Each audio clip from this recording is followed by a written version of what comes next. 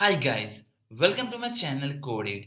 In this video, I am going to show you how to set up GA4 and to connect it to your Shopify store. Also, I will show you how to track GA4 events. So guys, if you haven't subscribed to my channel Coded 10, please go ahead and click the subscribe button down. Also, don't forget to press the bell icon to get all notifications related to my new videos. So without wasting much time, let's start. So guys, if you see, I have opened the Google Analytics and this is the dashboard of GA4, Google Analytics 4. And I have a property called code it over here. So now let's click on web option over here. So to connect your website, we need to click on web.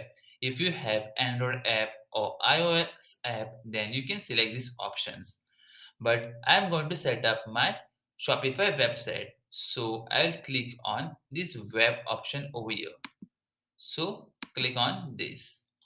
So this is going to show us the option to enter the website URL and also tell us to enter the stream name. You can enter any name over here.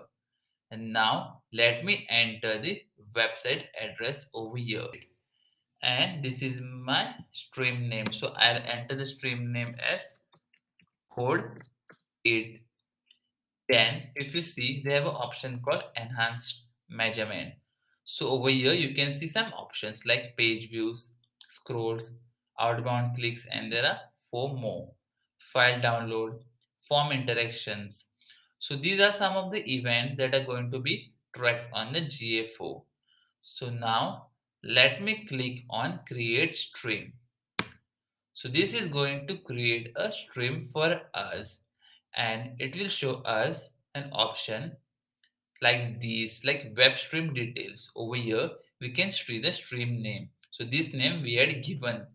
Then we have the URL of a website, that is the stream URL. Then they have given us a unique ID called stream ID, and then at the last we have measurement ID. Now under online store, we have an option called preferences. So we need to click on it. Then just scroll down. We have an option called Google Analytics 4 setup over here, that is manage pixel year button, and under that we have Google Analytics account. So this is the option where you were pasting the previous Google Analytics universal code. We need to click on manage pixel year. So as soon as we click on it, we are going to get a new screen. And under that new screen, we need to grant some permission. So if you see, we have an option called Google over here. So let's add sales channel. So as soon as we add a sales channel, it is going to set up Google account for us on our Shopify store. Now let's wait for some time. So then you have this option called Google Analytics 4, and at the right side you have connect your Google account. Then we need to select a Google account, and after selecting the Google account it is going to ask us for few permissions. So you need to click on allow, and then your Google account will be connected to this particular Shopify store. Then, if you see over here, we have an option called connect a Google Analytics property. So, and all the properties which are available on your Google Analytics account are going to be shown. So, select the property which you had created. So, my property was coded, and now I'll click on connect.